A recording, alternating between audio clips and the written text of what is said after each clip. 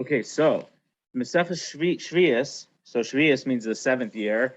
So the Mishnah starts with stuff that actually starts before Shmita. So at Amasai Chorshin B'stei Ilan Erev Shvius. How long can you plow in orchards, fields of trees, the eve of Shmita? So what we're talking about here, it's not that you're not preparing the land to be planted, but you're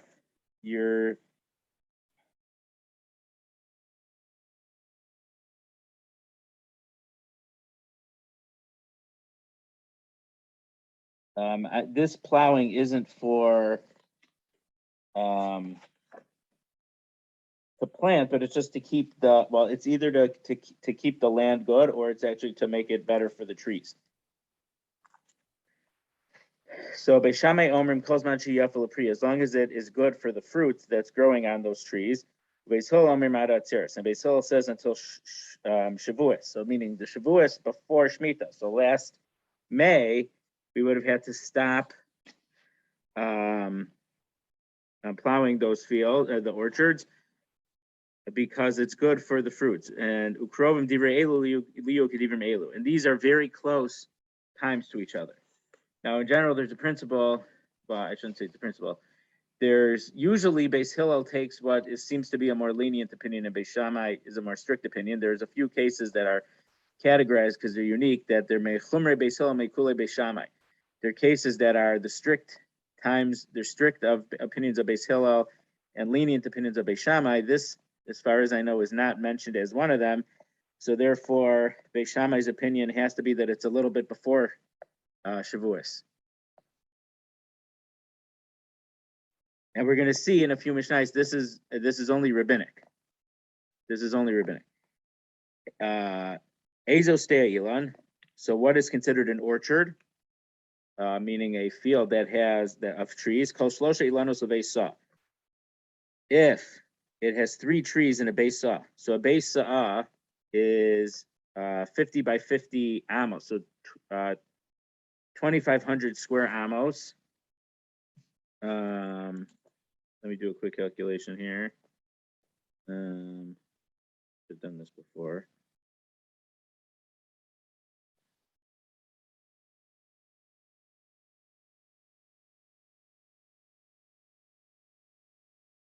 So this is between 5,625 square feet and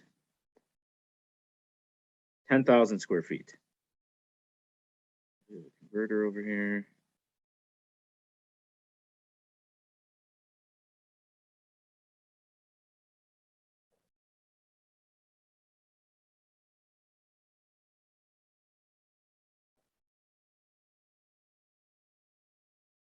So 50, what did I say, 5,000, between 5,625 square feet. So it's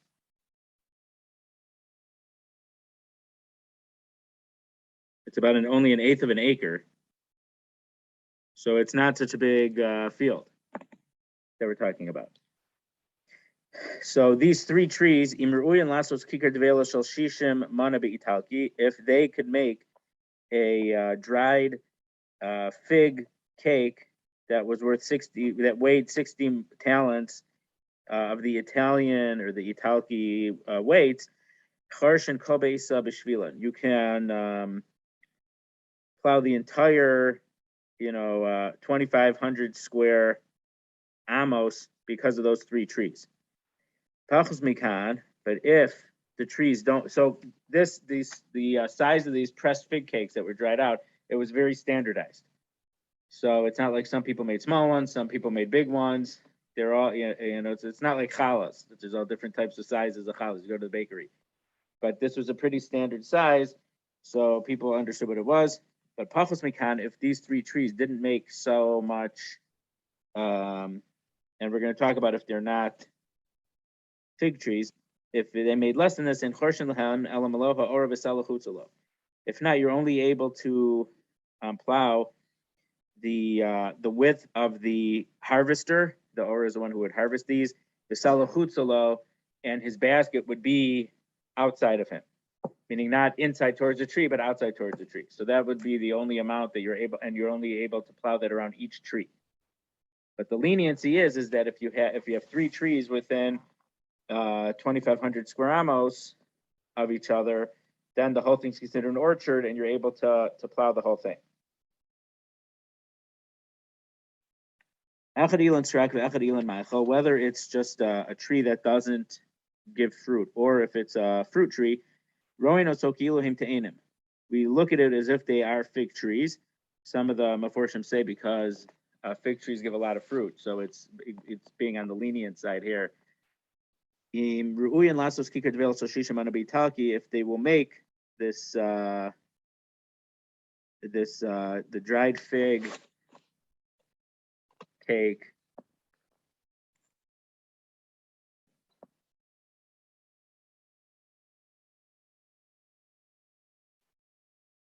we have someone joining on right here of the 60 talents weight, and you can plow the whole orchard because of them.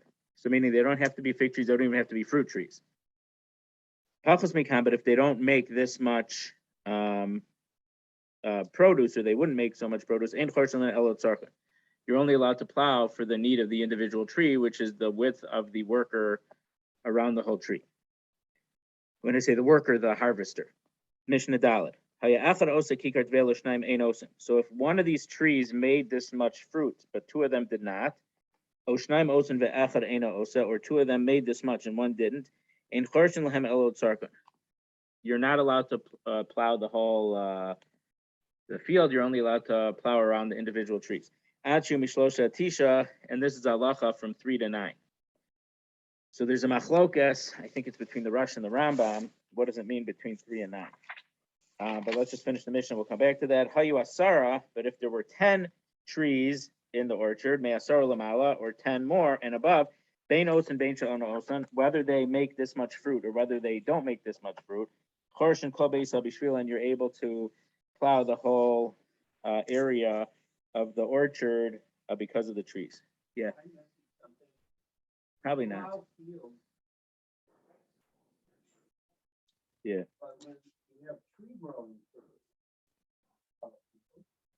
Right. So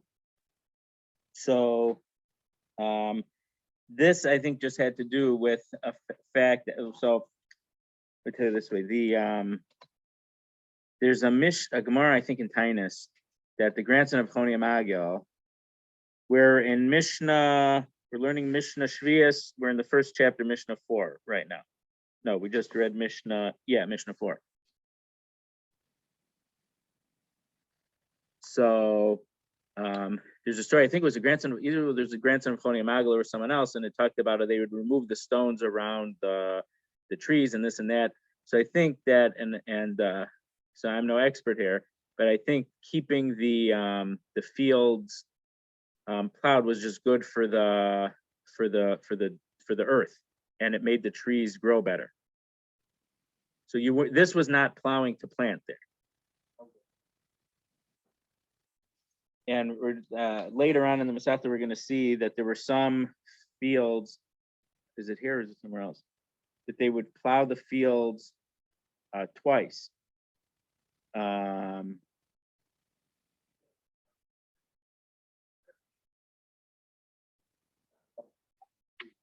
Yeah, no, but I don't think it has to do with the irrigation.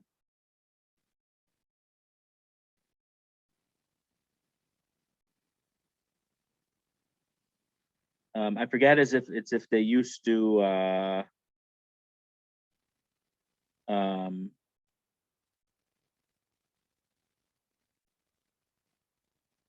if they would do it after they harvested, they would plow again. Because for some of the land, some of the earth, depending on where you were, it would get so hard, it would be too hard to plow. So they had to plow it twice a year. So the first time they plowed, it wasn't to plant yet. But if they wouldn't plow then, they wouldn't be able to plow it later to plant it a few months later. Okay,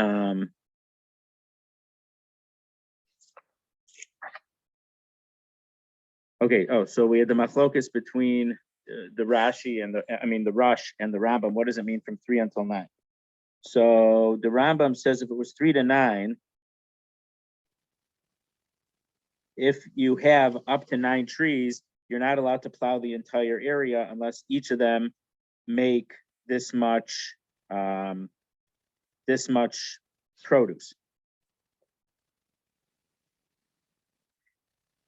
But once there's 10, it doesn't matter if they make a lot of fruit or not. You're allowed to plow regardless. And the Rush's opinion is not that way. He quoted here.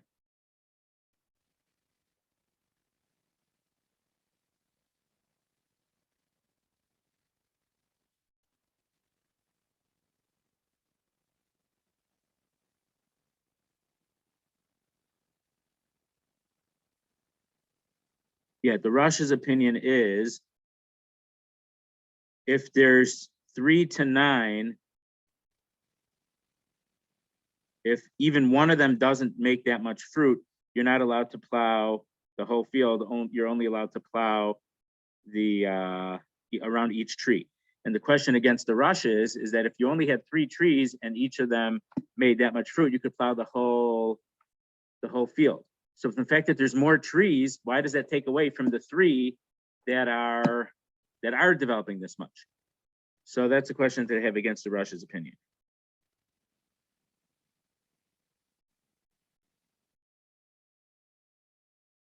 Okay, oh, did I not finish the Mishnah? I didn't finish the Mishnah. So Shenamar. So what's the source for this? The pasuk says B'char Shabbat Katzer Tishbos. We saw this in Parshas Mishpatim 2 Shabbos ago. In the we mentioned it last week of charish, of plowing and from harvesting, you must rest. Ein tzarach lomar charish v'katzer shel shvius.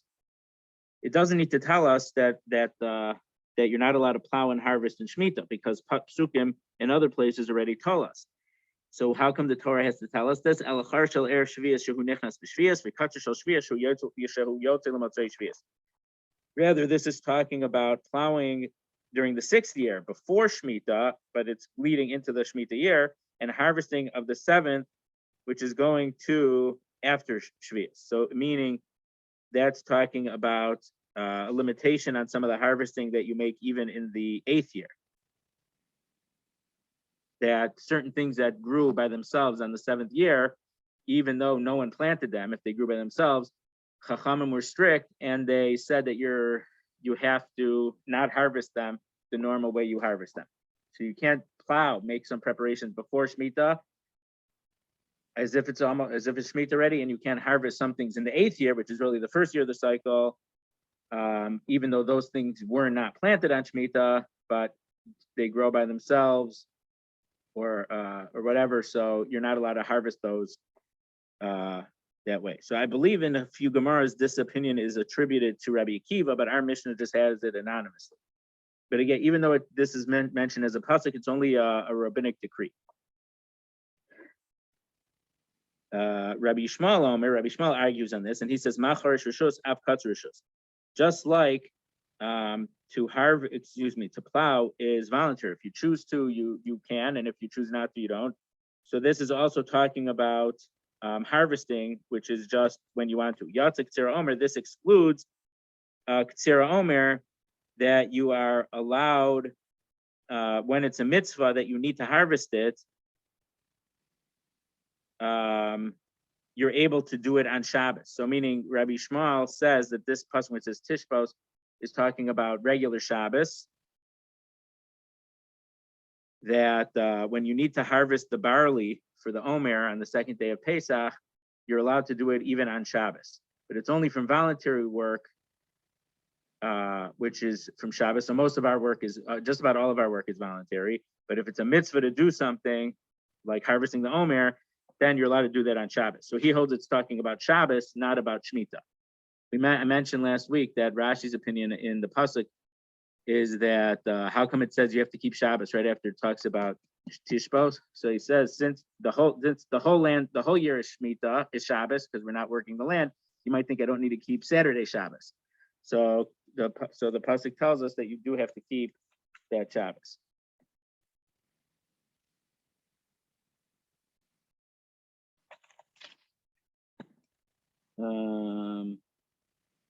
Hey, if there's 3 trees that are owned by 3 different people in the field or in the orchard, whatever you want to call it, they can combine. So if Jeff, Mike, and Larry each own a tree in the field, it's considered. It doesn't matter that it's not owned by the same person. We could plow the whole field if each of the trees make enough fruit. The kami hebenehem. So now we're learning that there are some limitations to the layout of the trees, and I don't understand the significance of why it has to be that way, but that's the halacha, is that it has to be that the axe can go with the yoke and stuff that you put on it. It can fit in between the trees. So this actually is going back, so which is 4 amos, so it's between 6 and 8 feet. Tosfos Yantif says this is going back on Mishnah Beis, which said that the 3 trees within the Beis Sa'ah.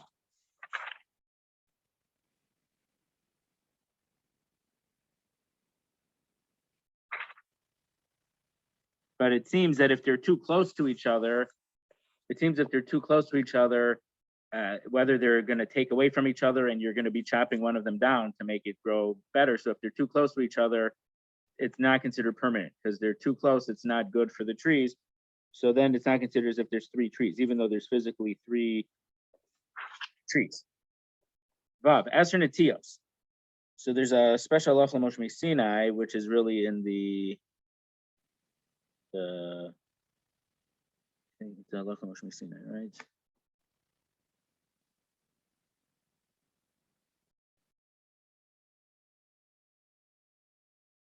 No, this part isn't halacha Moshe Sinai.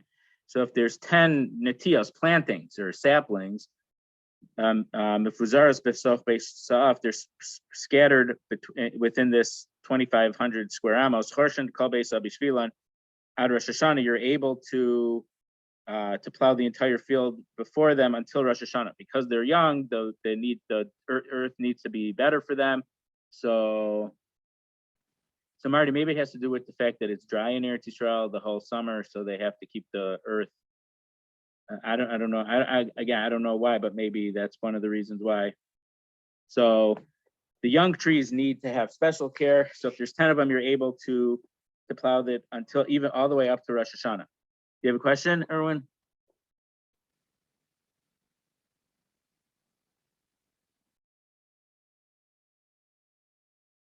Yeah, so this is a halacha Moshe Sinai, that because it's they're young, if there's 10, you can plow the whole field all the way until Rosh Hashanah.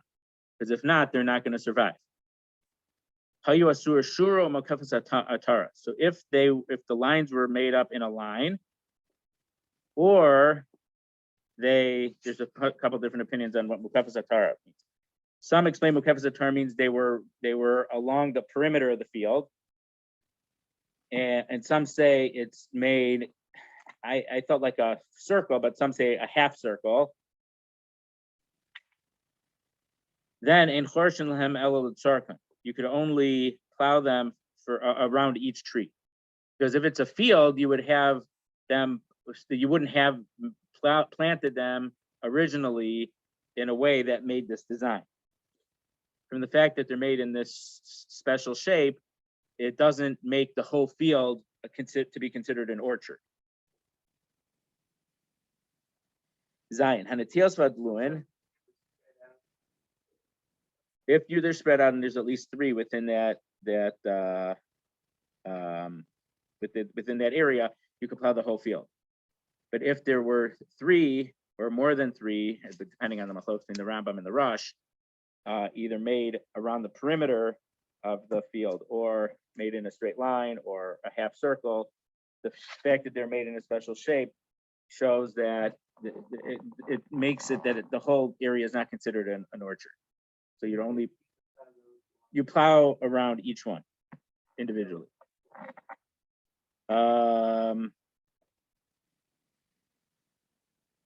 No, those you're only allowed to do until Shavuos. Well, that's what the Mishnah says. We're going to see Rabbi Gamliel ended up changing that time. So because they're made like this, if you would do the whole field, people would think that you're getting ready to plant for Shmitta. So again, it's a rabbinic problem.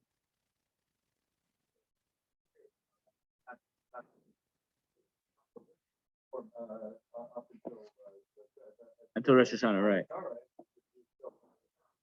right.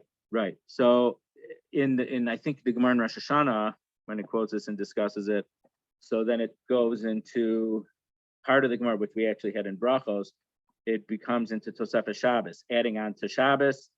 We start Shabbos a little bit before Shabbos actually starts. We keep it a little bit later, and Yom Kippur and other Yom Tovim possibly. So it's a similar idea, and because Rabbi Shmuel learns it from here, we see that Rabbi Akiva learns it from here. We know that he has an idea of Mosifim Michal ala Kodesh. Then the Gemara tries to figure out what's the source for Rabbi Shmuel. Does he hold of that concept at all that we add on to Kodesh, or does he reject that? There's a whole back and forth in Gemara and Rosh Hashanah in the first parak about that. Okay, Hanatios v'adaluim, these saplings, these newly planted trees, we're going to talk about in the next Mishnah how long they're considered newly planted. And deluim. Deluim seem to be some type of Greek gourds. Deluim is some type of squash or gourds. This is some type of Greek. So normally those are vegetables, not trees, but it's this Greek gourd that is very big like a tree. So if you had saplings or deluim, or actually a mixture of them, the Bartanura says you need to have majority of trees, of plantings, and not these deluim. Then mitzvah from the toch beisa'ah, they combine to make this field into an orchard, and then you could plow the whole thing. Now he says that we're talking about that there's 10. He doesn't say if there's. He doesn't discuss if there's 2 plantings. Oh, because the halacha is the halacha l'moshe misina of Esther Netios is only if there's 10 young trees. So there's a special law that as long as that if you have 6 or more young trees and the rest are these Greek gourds, whatever those are. I don't do a translation in there. How it just translates those.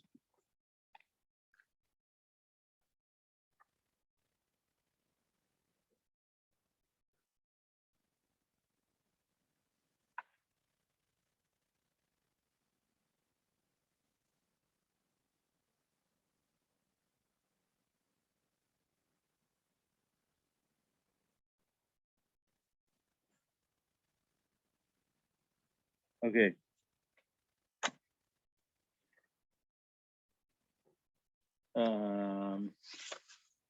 So plantings and these Greek gourds combined, that if there's 10 of them all together, a majority of the young plantings, you can plow the entire field up until Rosh Hashanah.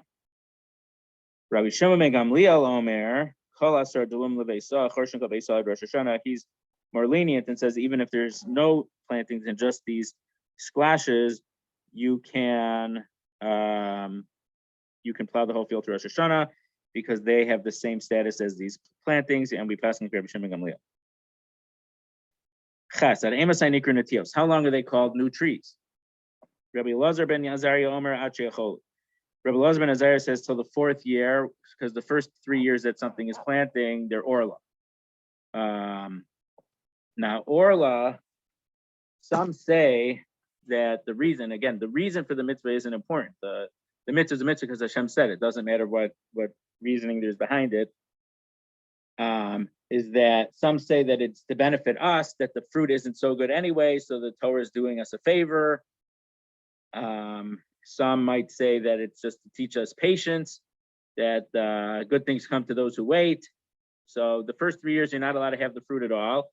And then in the 4th year, it's holy, and you have to redeem it with money. And then in the 5th year, you could eat it, no problem, assuming the 5th year is not Shmitta.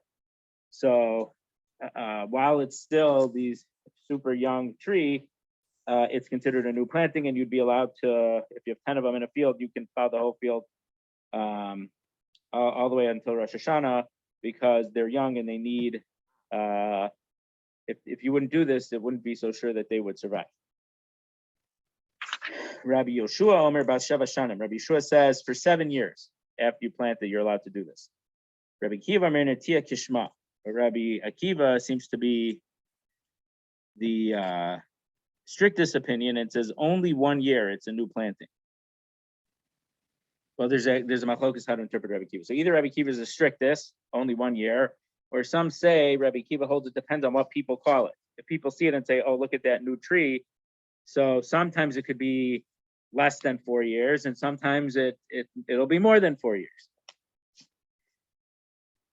So there's a big machlokas to show them how to paskin here. Some paskin like Rabbi Akiva.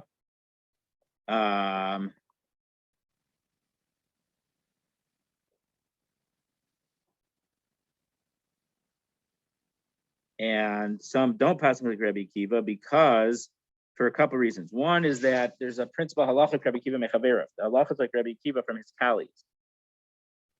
So some interpret that only against one colleague, but if there's 2 colleagues arguing in Rabbi Akiva, we wouldn't pass in Rabbi Akiva. Here we have two others arguing it.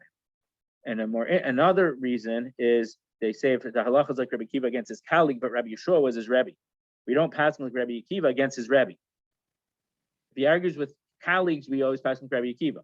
But if against his Rebbe, we don't pass him. So some Rishonim pass him to Rabbi Yeshua. Ilan shenim gam v'hotzi chalipin. So if you had cut down a tree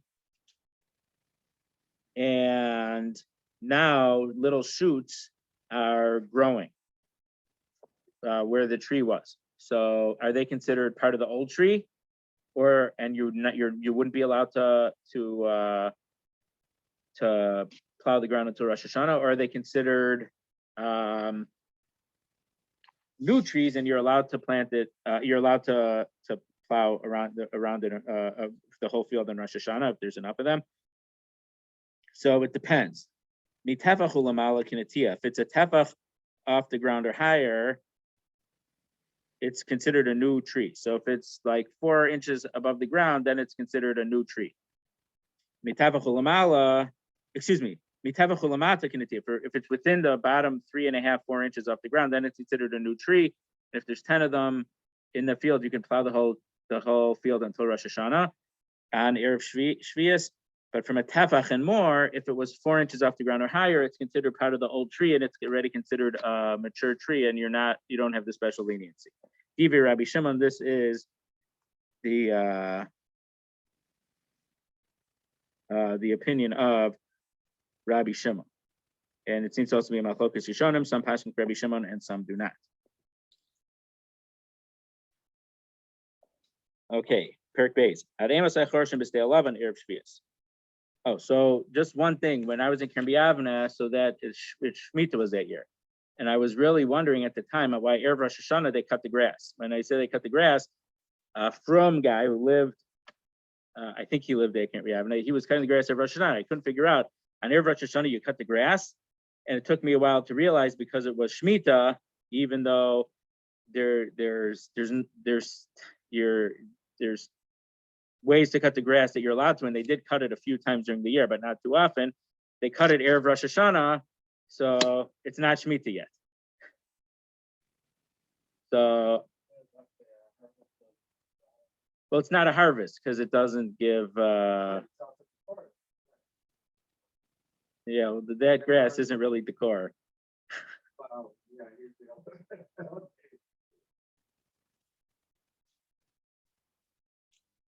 Okay, Perik Space. How long can you plow a non-fruit tree? So it's called a white. It's called a white field. Some say because it seems the way I understand what they say, since there's no shade from trees, the sun is beating down on it all year, so the ground there's nothing growing there. It's not green, so they call it white, even though it's not necessarily white. But it means a field that doesn't have trees and therefore it doesn't have shade in it. So whether you're growing produce there or bean type things, which are grown kind of in the ground, So how long can you do? And again, remember in Israel they don't plow, they don't plant, they don't grow things during the summer because it's dry. They plant things and they grow during the rainy season in what we call winter. And Yerushalayim and Gush had a snow a couple weeks ago, but it only doesn't snow every year in those places either. But that's when the rainy season is, so that's when they plant.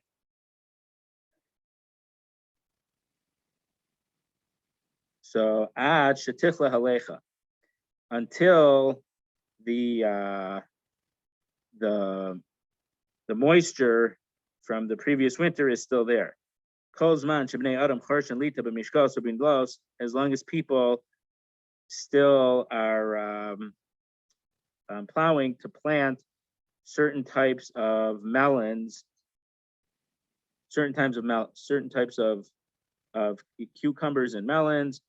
It doesn't seem to be real what we call cucumbers, but certain type of species. Right, until the moisture from the previous winter rainy season is gone. But as long as, meaning if there's still some moisture and people are still plowing to plant these melons, that shows that the moisture isn't gone yet.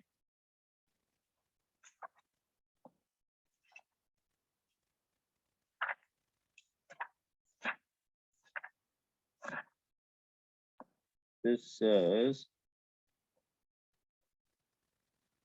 melons and gourds.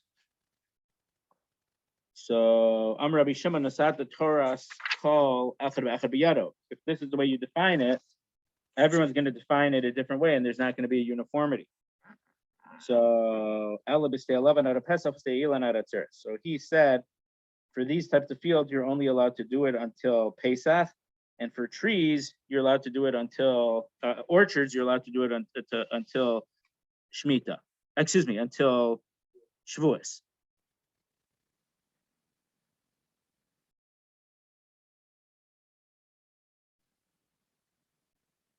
And like we mentioned, we're going to see that Rabbi Gamliel and his Beis Din changed all these halachos, and he says you're allowed to harvest all the way until Rosh Hashanah. Beis, Mizablin. So according to most opinions, Mizablin is you fertilize. Me'adrin, you can hoe the roots around the trees. But Mikshal said Rosh Hashanah for these melons and cucumbers or whatever, melons and gourds, whatever these two species are, until Rosh Hashanah, v'chein bebeis hashlachim, and also in irrigated fields.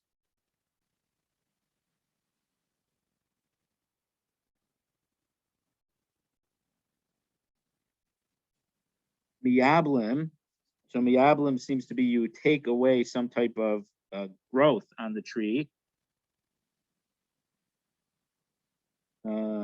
Meforkim, so you remove leaves.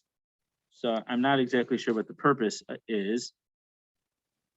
Oh, so it says if there's too many leaves, it's too heavy for the tree or whatever. So sometimes you do it because and all these things are to help the health of the tree. Ma'abkin. So according to some, ma'abkin is you put some type of ashes on the roots. So it seems to be beneficial for the roots, but it's not the same as fertilizer. Ad Rosh Hashanah, you're allowed to do it until Rosh Hashanah. Rabbi Shimon Omer, again, Rabbi Shimon has had arguments in the last three Mishnayos. You're also allowed to take leaves off of a grape cluster on Shmitta. And this is apparently a bigger chiddush, because if you take those off, you might help it grow a little better. Again, I don't know the details, but we do not passing like Rabbi Shimon. So he meaning, but his opinion is you're allowed to do it on Shmita itself, so you're certainly allowed to do it on Erev Shmita. Gimel, Misaklin ad Rosh Hashanah. You can clear the stones out of the field until Rosh Hashanah. But this is talking probably about minor stones, because we're going to learn later on about big stones. Like you had, we're going to see some of them translated like a quarry, and you want to make a very stony area into a plantable field, you're not allowed to do that. You're not allowed to on Shmita remove all these stones because you are preparing the earth to plant. But this is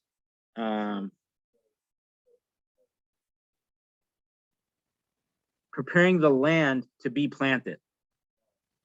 But here, by removing stones, these are smaller stones.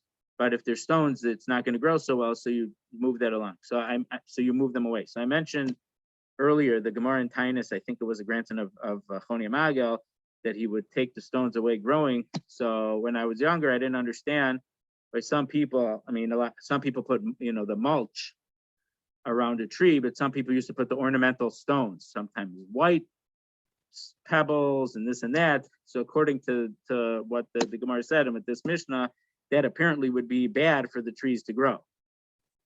Unless there's a difference if the rock is partially underground and partially not, I don't know. But whether that has anything, what modern plant botanists and tree experts, arborists, whatever, say about that, I don't know.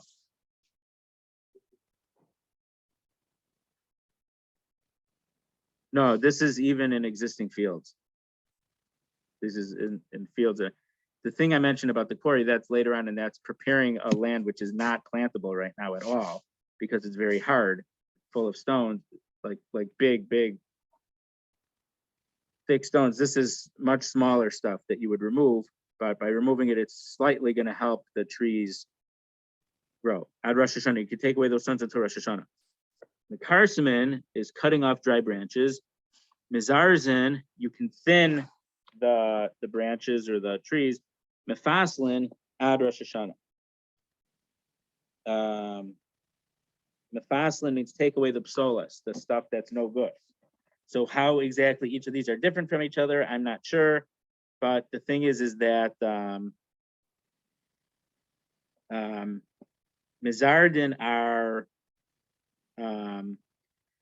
healthy, moist branches, but when there's too many, you cut some of them. Whereas mefaslin is you take the ones that are no good. But some say that mefaslin is actually from next week's parsha, like Psalacha, you cut off all the branches, that it's going to end up growing up better. And some ask on this, if I'm not mistaken, that if that's the pshat, that's almost like pruning. And pruning is explicitly, it's not something that's a minor thing, that's a major thing. And pruning is usher completely on Shmita. So if they were forbidding things that weren't even real malacha before Shmita, they certainly would forbid this. Because let's say, because we saw last week in the Psukim, the karmacha lo tzizmor, sadcha lo tzizra, you can't seed your, plant seeds in your fields, and you can't prune your vineyard. So pruning, which is a lot of them is cutting off the branches so that everything else grows better. That's the full blown example of planting when you're talking about trees or vineyards. That makes it, that's not a minor thing. That's a very major thing to make it grow better. Rabbi Yeshua Omer kizeruch zilur shel chamishes kach shel shishis. Whatever you're allowed to do to take off, whether they're the moist branches and the dried out branches are during the 5th year, you can do the whole thing just like it on the 6th year.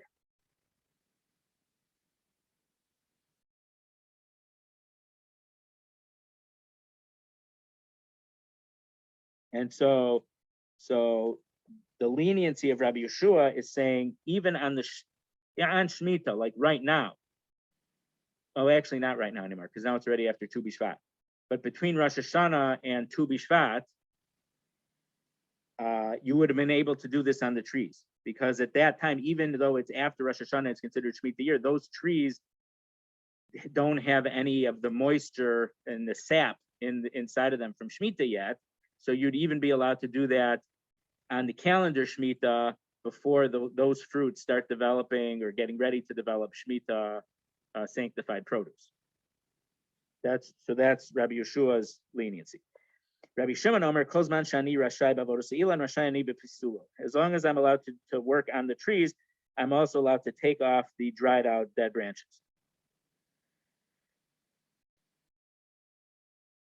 And we pass like the Tanakama here. Dalit. Tanakama means the first opinion until Rosh Hashanah. So we're not lenient like Rabbi Yeshua, and according to Rabbi Shimon, the Bartanura says, according to Rabbi Shimon, the third opinion is that from Shavuos on, when you're not allowed to work on the trees, you wouldn't be allowed to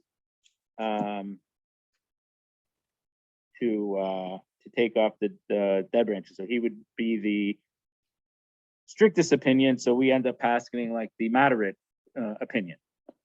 Dalit Mizamin is Hanatios. Okay, so Mizamin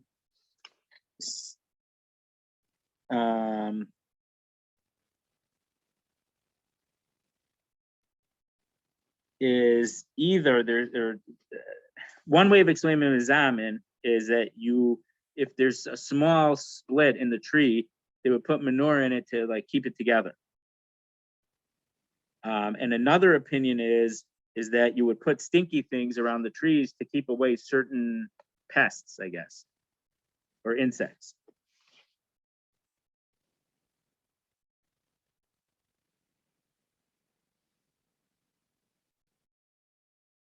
Oh, so when it splits, that's not exactly, but if part of the bark is peeling away, so if it would be too big, the tree would die. So they would cover it with manure as a replacement to the bark. So either that, or some say that they would spray it, whatever, with something that had that smelled bad. So certain type of worms would either go away or they would die from it. So the korchen osam.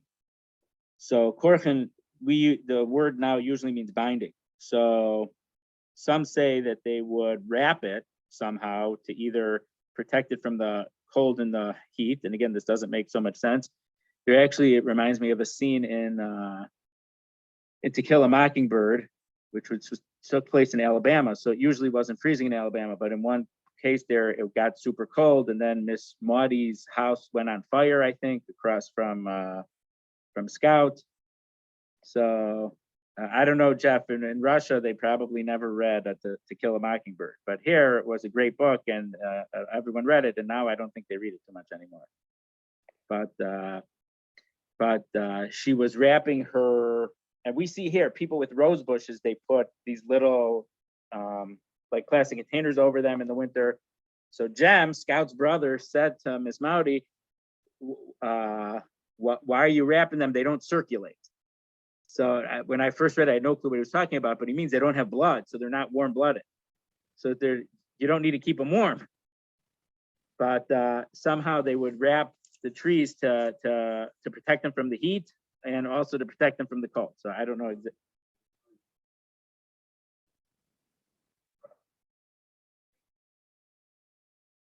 Okay. So some say korchem is to wrap it like that, and some say that some of the branches would go too far down, so they would tie them up so they wouldn't go all the way down to the ground. The coat minos on, and they would put ashes on them. And the purpose of putting the ashes on these trees is not like the ashes that we saw a few Mishnayos ago, that they would put it near the bottom. This ash was, oh no, so one opinion is that you do put ash from like an oven, because again, in those days, it was wood burning oven, so you'd have to clean out the ash every so often. So the ash was considered something that was a minor like fertilizer. And also, in some Gemaras say that it was a good thing to put on wounds, I guess, before bastitration or neosporin. They put that, or they would break off certain tips. Coatman.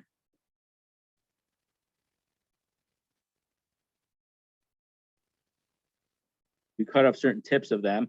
The otzen lahem batim, and you make little houses for them. So some say that the house means, it seems to be that you would make a little box around it and fill it with ashes. And some say you really would make a little you would cover it. It was a covering that the sun would be too hot for the, or too strong for the trees, so they would make a little hut over the tree. So this is not talking about chalm. In a lot of places, the trees are shade. Here, you say you need to make shade so that the trees are shaded from the sun. It's a little bit, from that perspective, it seems a little chalmish, but it's just because I don't know how they, the state of the art arbor practices in those days in that climate. Umashkinosam, and you could water them ad Rosh Hashanah, until Rosh Hashanah. Rabbi Lazar ben Tzadok Omer av mashkahu hanof b'shvias of Allah se'ikr. You're even able to water the leaves on Shmitta, but not the root. So the explanation of Rabbi Lazar ben Tzadok's opinion is that watering the roots was the normal way of watering the tree. So if you're watering the branches, that's not the usual way. So it's not considered as if you're taking care of the tree. But it would end up, according to that, if people water the leaves not on Shmitta, you wouldn't be allowed to water it at this point either. Meaning, if they water it all year, all the other years, they don't water the roots, but they water the leaves, then that would be usur in this case, because that would be the regular way of taking care of that tree. Okay, hey, Mishnah, hey, so pagim are certain types of figs, I believe.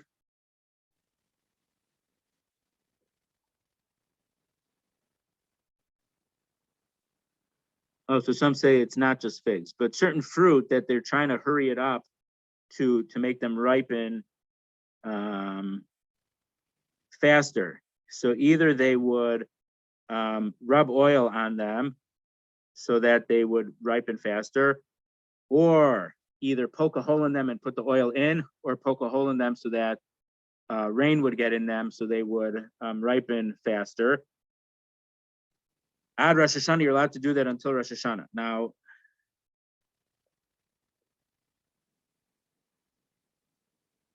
okay, actually, I do know the answer to this. In the old days, if you stayed in a kibbutz, even as a visitor, you were a temporary member of the kibbutz, and whatever the kibbutz members were doing, you had to work too. So my uncle, for Bein Hazmanim, the yeshiva was closed down for Sukkot and Pesach. So he went to his cousin, who was at the time was living on a kibbutz up north, and now that cousin has been back here in Chicago for many decades. And so they would go. They had to wake up at like 2 a.m. to harvest, I think, the oranges, whatever trees this kibbutz had. But my uncle got a fever, so because he had a fever, he didn't have to go. Again, he was just visiting there, staying there for 2 weeks or whatever. But the rules then were, if you were staying on the kibbutz, you had to work like everyone else in the kibbutz. But because he had a fever, he didn't have to. So because it was Bein Hazmanim, it must have been after Rosh Hashanah, must have been after Sukkot. And that year was not Shmitta, by the way. But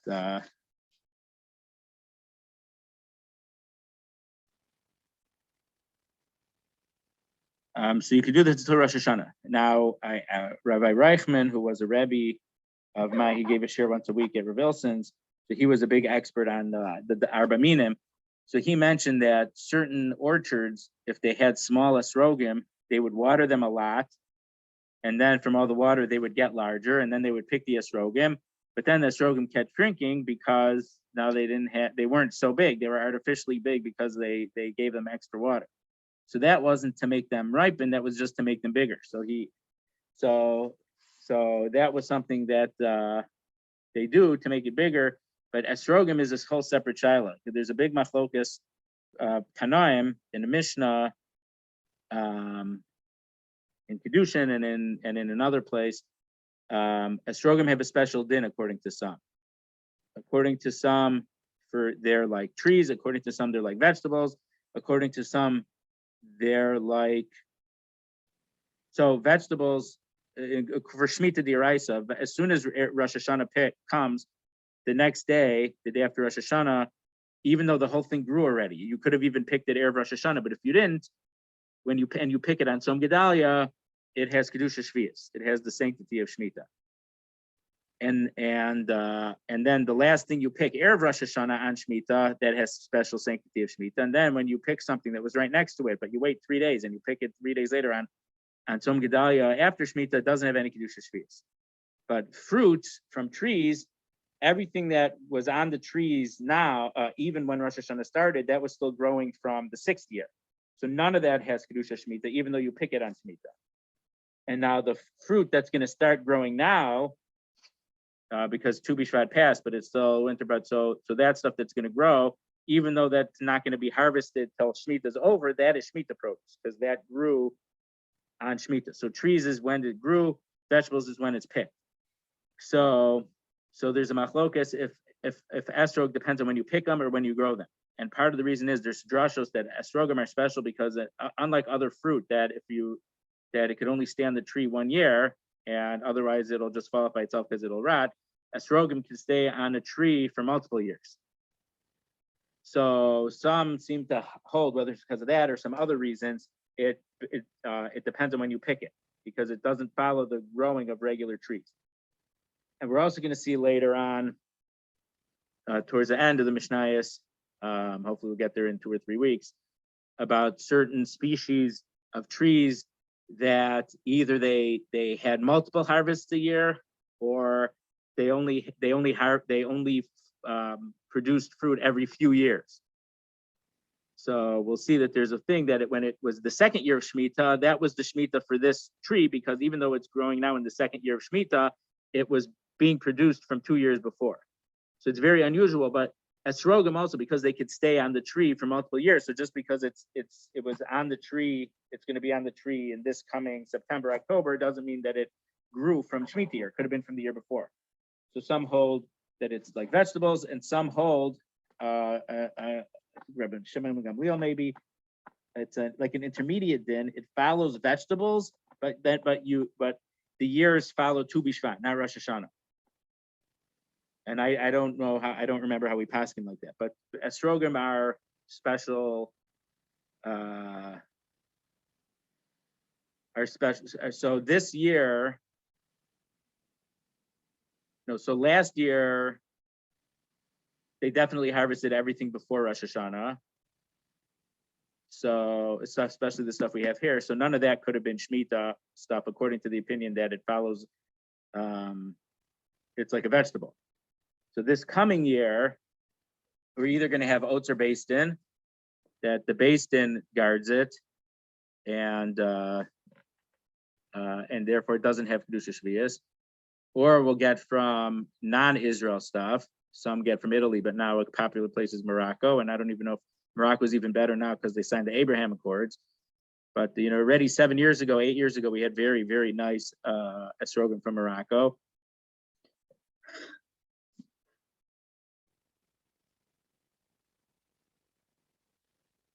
So okay, so back to Mishnah Hay. So if you wanted to make them ripen faster, you would either rub them with oil or put a hole and try to put some oil inside, or make a hole for the rain to get there. So again, you could do that until Rosh Hashanah. So I guess would have a hole a few weeks until the rainy season would start, and then it would ripen faster. You're allowed to do those things only until Rosh Hashanah. So if you had these fruits that weren't ripe yet,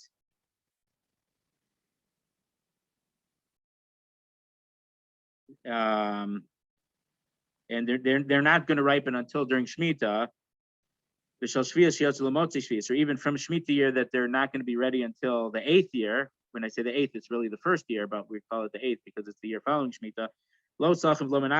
You're not allowed to do this work from them to make them ripen faster. Rabbi Yehuda Omer, Makom Shnagu Lasuch Eino Sachar. If the normal practice in that place is to rub them with oil or to poke the holes, then you're not allowed to do it, because then it's a regular work, and you're not allowed to do the regular works for Shemitah, and even a little bit before Shemitah. That's the regular work that they would do for these trees. And the implication, and Malcolm Shinagu Shalol Lasuch, but if the custom of that place was not to do this, then you're allowed to, because that's not considered the regular work of those trees, work that people do to the trees. Rabbi Shimon Matri Ilam Mipnei Shu Rashai Bavodas Ilam. And Rabbi Shimon, according to his opinion, he allowed to do this to trees because he held you're allowed to do work to trees.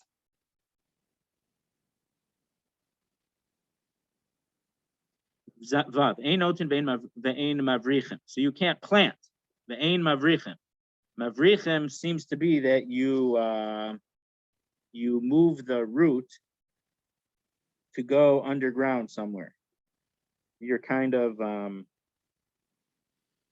directing it where you want it to grow. Or some say it's just a way of you bend it to the ground and you cover it with earth because then you might get more shoots coming out of it. The ein markivim, and you can't graft. Erev Shvius pachus mishloshim lifnei Rosh Hashanah. For 30 days before Rosh Hashanah. And if you did these things, you planted, or you put that branch under the ground and cover it with dirt, or you grafted, it must be destroyed because it was violating. That's violation of Shmitta, Midiraisa. Wait, is it Midiraisa? I'm not sure about that.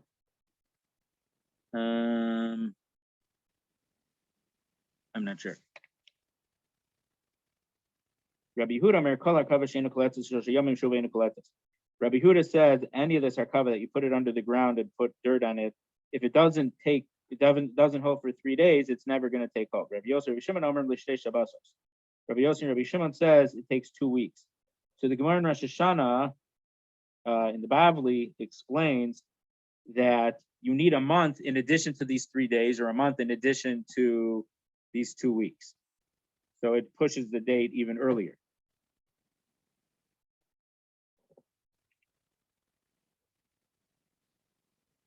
Zion, so rice and millet. So that's the way we normally translate it. I mentioned a few times that according to some, there's a machlokas, which one is rice. We say that orez is rice and dochen is millet. Some flip them and say it's millet and rice, and some say dochen is something else completely. Or orez and pragim are poppies, v'hashumshmin and sesame. Rosh Hashanah. If they took root before Rosh Hashanah, means asmin l'sha'avar matar b'shvius.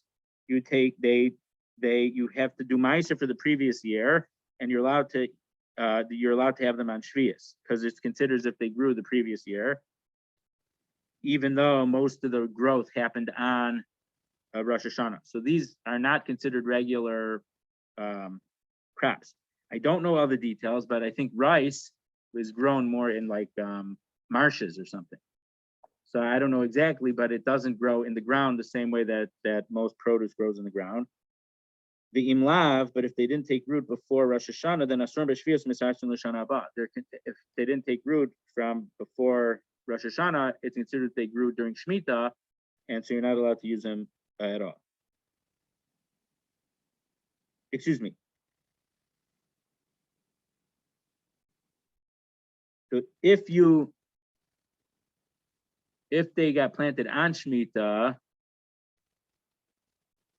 well, you're not allowed to do it. But if they didn't take root before Shmitta, then this year's stuff is considered Shmitta. And when you pick them, the meiser for them. So I think the Yerushalmi says that there's a reason why there might be a different reason, not just that they grow in like marshes and not in regular earth. So because normally vegetables, you take the meiser and the trumas and meisros depending on the year that you harvest them. Now, vegetables and things, there's certainly not truma midiraisa, because truma there's machlokas rishonim. Some say truma there's like a 4-way machlokas rishonim. Some say truma is any fruit tree. Some say truma is oil and wine. Some say it's all 7 fruits of Eretz Yisrael.